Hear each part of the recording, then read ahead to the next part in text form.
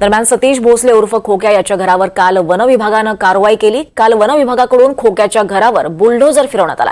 One विभागाच्या जमिनीवर खोक्यानं अनधिकृतपणे घर बांधलं होतं आणि त्यामुळे त्या घरावर बुलडोझर फिरवण्यात आला आहे। तर दुसरीकडे रात्रीच्या सुमाराला भोसलेच्या पाडलेल्या घराला अज्ञातानं आग लावली।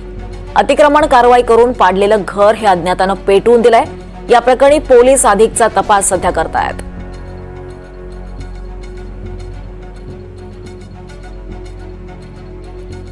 दरम्यान सतीश भोसले उर्फ खोक्याच्या बहिणीसह त्याच्या भाचीनं काही आरोप केलेत। आम्ही गाव गुंडांच्या दहशतीखाली आहोत असं भोसलेच्या बहिणीनं आणि भाचीनं म्हटलंय। अशाच परिस्थितीमध्ये पोलिसांनी आम्हाला न्याय द्यावा अशी मागणी त्यांनी केली आहे।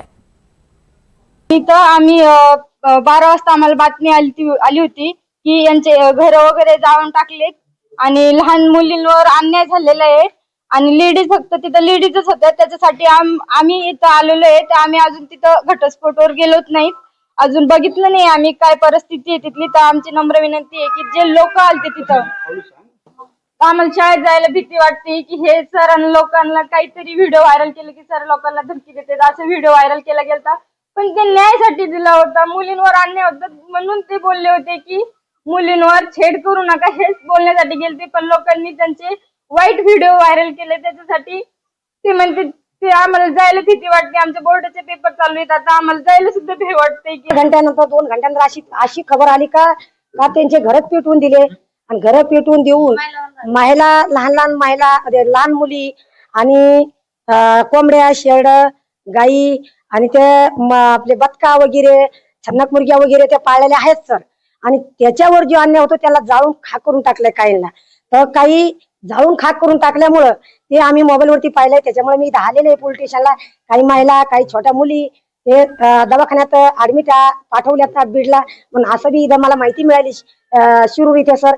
त्याच्यामुळं कसं आहे, मला त्यांना न्याय मिळवून द्यावा हे माझी बीडच्या एसपीला माझी विनंती आहे। दरम्यान सतीश भोसलेचं घर जाळलं का असा सवाल अंजली दमानिया यांनी ट्विट करत विचारला। खूप खूप खूप वाईट वाटलं अशी प्रतिक्रिया दमानिया यांनी दिली आहे।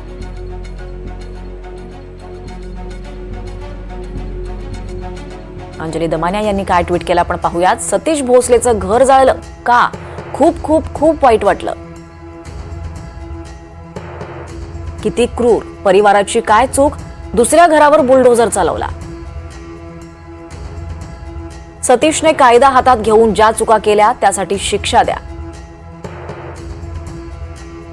त्यासाठी कायद्यानं शिक्षा द्या, पण घर का जाळलं नाही हे योग्य नाही। रिअली फीलिंग व्हेरी सॅड असं ट्विट अंजली दमानिया यांनी केलं आहे।